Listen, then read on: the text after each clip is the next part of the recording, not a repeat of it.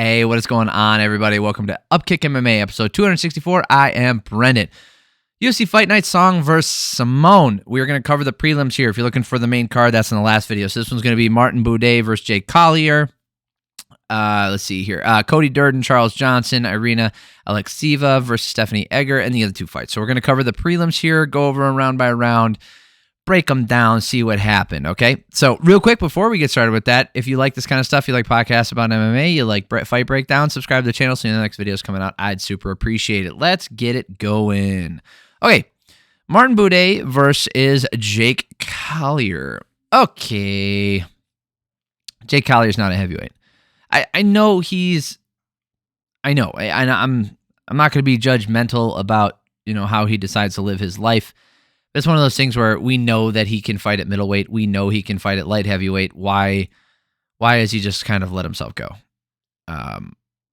Maybe he's going through something. Maybe it's just he's cashing paychecks and he doesn't want to cut weight anymore. I don't know, whatever it is. So let's talk about it.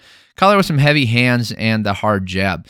Buday was landing some of his own. Buday landing a lead uppercut a couple times, but that is risky to do that. He didn't really have to. He didn't pay for it, to be honest with you.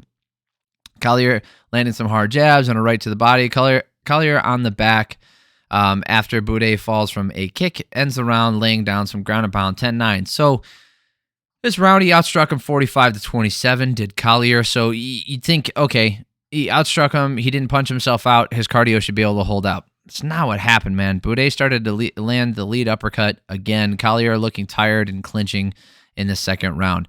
It's developed into a sloppy leaning heavyweight fight, you know what I mean? Buday was using knees to the body in the clinch to hurt Collier.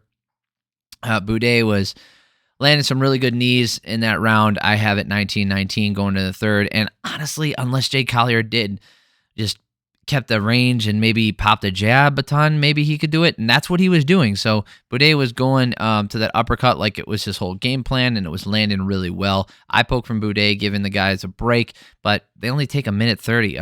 Collier only takes a minute 30, which I thought was weird. Collier was only landing the jab and not following up with it. And then Collier in on the clinch, goes for a takedown and just falls down.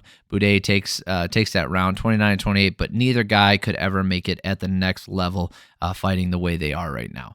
The striking number is 33-22 in favor of Buday in that last round. Yeah, heavyweight's a mixed bag, right? You can always get far if you just hit hard. Jake Collier does hit hard, but not that hard. Buday hits hard, but not that hard. And neither guy has good cardio. They're both gassed out in the second round here, especially Collier. And that's not a recipe for success in any division. In heavyweight, you can get away with it a little bit more because most of the guys tend to be, a little more like out of shape, put it that way. And because of that, you could still have a decent career at heavyweight being out of shape, but I'm not the biggest fan of it. Both these guys could definitely cut weight. I mean, Buday would probably have a difficult time making 205 because he's a bigger guy, but he obviously carries around a lot of excess weight, and so does Collier. And if they were fighting like Fedor, who naturally carried a little bit more weight and had a little bit of a belly on him, even earlier in his career, but he was still in incredible shape, had good cardio. Then there's no complaints. But when clearly that's holding you back and you're carrying around this extra weight for nothing, I can't condone it. Not that my opinion freaking matters. Like, who cares about me?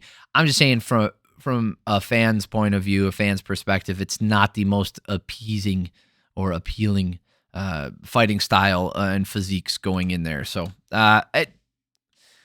congratulations to Buday.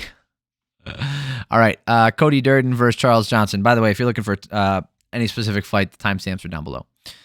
Cody Durden, I think he gets a lot of hate for some reason. I don't know. I don't follow a lot of that stuff going back and forth on social media. Most of the time, I can avoid it. I tend to, unless it's something totally egregious that... unless it directly relates to in-cage performance or out of cage, meaning like not being able to make it to the cage because of your transgressions, then sure, I'll pay attention to that. I'll see like, oh, he didn't make weight, or oh, hey, he got in an accident, or oh, he got in trouble, he got like domestic abuse stuff, so he's going to jail and now he's not gonna be able to fight. That kind of stuff, like those are bad things, and I will see that, and probably won't talk about it too much, but I think there's some hate for Cody Durden. I don't follow it, I don't know it. I'm sure there's a good reason for it, probably. Durden kicks the legs out of Johnson. Oh yeah, and they said like they were disliked each other. DC's trying to really play up the hype. Like he said it too about Aljamain Sterling and Henry Cejudo. He said about this one, he's like, these guys, they were friendly, but something happened. They just don't like each other now. And then after the fight, they realized like, no, they like each other just fine. Durden kicks the legs out of Johnson, works his way to out of a heel hook and gets the back. Durden being the standing backpack for a while with the body triangle. Durden was all over Johnson, controlling the grappling. And then Durden doing a great job kicking the legs, keeping the pressure, and getting another takedown. Johnson locked up a reverse triangle, but there was no time left. It was a decent submission attempt. It was more just uncomfortable and annoying for the last 10 seconds. So obviously this first round goes to Durden. He outstruck him 13-7. Did more. I mean, he had more control. He did more damage too, I guess you could say.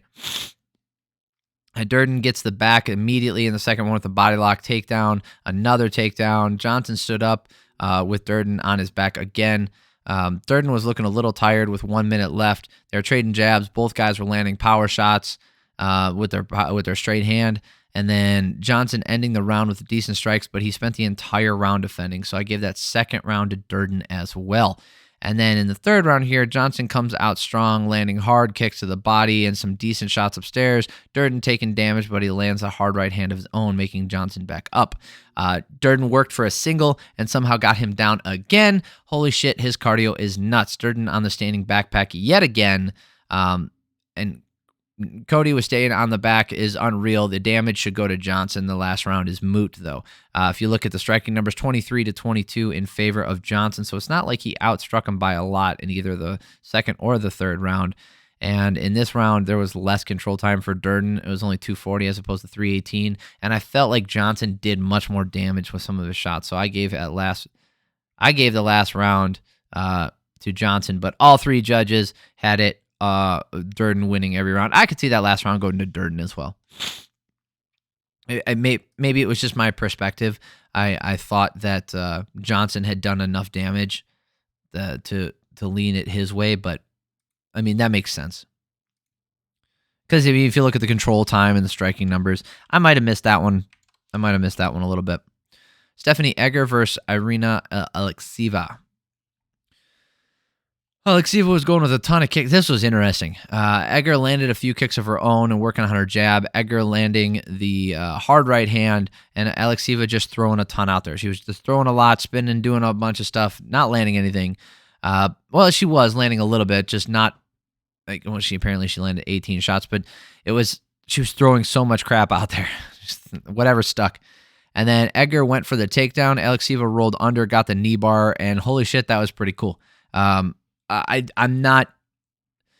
don't know how impressed I am with her movements. I don't know how impressed I am with her striking ability or that kind of stuff, or even her grappling. But the fact that she was, creative enough and thoughtful enough to reach under and grab the back of the leg and roll under for that knee bar, that's pretty impressive. So good on her. A good finish. You don't see a lot of knee bars. Newson versus Marcus McGhee. Lots of hard kicks going back and forth to the body. McGhee is the one pressuring and trying to push to action, but neither guy landing well. McGhee landing two nice left hands. McGhee landing the better shots and had the pressure in this first round. He also landed more, 19-9 for significant strikes. Did more damage. I had it for him, 10-9. Second round here. Newson is mixing things up, looking for trips and kicking the legs out of McGhee. McGhee drops him with a left hand and gets the back, and then the rear naked choke. That's pretty impressive considering the fact that he took this fight on a couple days' notice. Like he found out about this fight a few days beforehand, took the fight against Journey Newson, who's, probably going to get cut from the UFC because of this. Well, that's unfortunate. Yeah. I mean, it's a good win for McGhee, but Newson's record is overturned punch, failed drug test by Newson. Well, that sucks. That was 2020, and then he fought again, so it couldn't have been, must have been a stupid, what, that's dumb. So he has the loss to Randy Costa, Ricardo Ramos. Finally gets a win against Fernie Garcia last year. Sergey Morozov. And now a loss to them. Yeah, he might lose his job here, at least in the UFC. So that's unfortunate for him. I don't know, watching him, if I see anything that's like makes me upset that he wouldn't be in anymore, but or in the UFC anymore. But it sucks when you see somebody who is, especially a little bit younger, never really quite breaks out, and just not get it. Jamey-Lyn Horth versus Haley Cowan. Oh boy, pays to cheat, doesn't it? This one was a little bit more egregious than in the main event. The main event wasn't as bad. It was more of just movements, and it's kind of unfortunate, and it led to something that sucks. This one was more egregious. Horth was landing a couple body kicks as she backs up. Cowan is landing some hooks and mixing her kicks up. Big head kick lands from Horth. Cowan might have done more overall in this first round, but it was pretty close. If you look at the striking numbers, 24-21 in favor of Horth. I thought Cowan outlanded her, but I guess I'm crazy.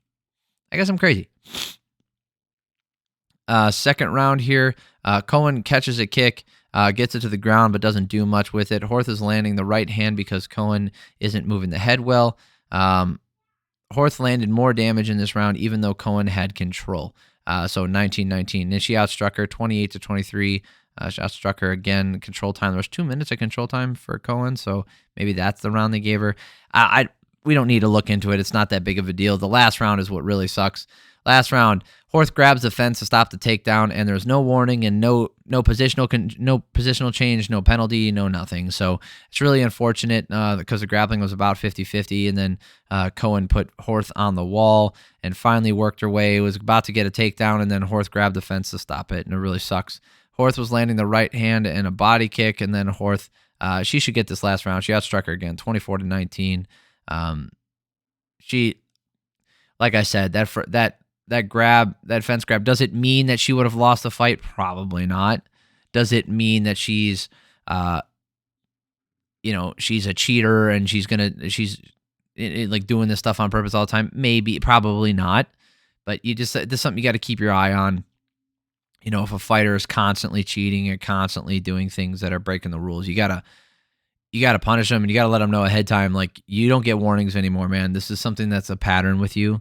This is, it's unfair in that, your last fight can affect your next one and how it gets reffed. But hey, there are certain people who poke people in the eyes, like John Jones. I don't think he should get warnings anymore. I think if John Jones pokes someone in the eye, there should be an immediate point deduction. I don't care how it happened, because he's been warned enough, and he's damaged people's eyes because of that. So, in this case, it's early. It's hard to tell. And it sucks. I would be pissed if I was Cowan, but she wasn't exactly putting on the, like a world breaking or a world ending performance beforehand, a world changing performance, that is. So, overall, my take on these fights, if you didn't watch these and you were just sitting around waiting for the BKSC, the Cody Durden Charles Johnson fight was good. Alekseeva versus Edgar was worth watching. Trey Waters in the main event, or the main card, sorry. Trey Waters, Josh Quinlan was an interesting one. Juliana Rosa sucked. The way it ended sucked, but it was fun while it was watched. That was fun. That was good. The main card was pretty good. Okay. For those of you guys out there who just kind of catch up, I would put this one on. I don't think it's mandatory watching, but I would put this one on in the background, kind of catch, get an idea of how these guys are performing. Because some of them are going to be factors going forward. That's for sure, especially for Song Yudong. He's Kyle Bohalio. Those guys are going to be factors in their division going forward. So I think it's worth kind of getting to know them a little bit. Yeah. All right. Well, thank you guys for stopping by. I appreciate it if you made it this far. The main card, the main event, that's in the last video. I covered the BKFC this weekend. So if you watch that or you're interested, I recommend going to watch that fight and then watching the breakdown afterwards. And then, like I say all the time, I've got like a back catalog of every UFC fight for the past couple years. And, if you find yourself watching some old events, you want to check out a companion piece to it, go check out my stuff. Subscribe to the channel so you know the videos are coming out. I appreciate it. Have an amazing week, y'all. Love you.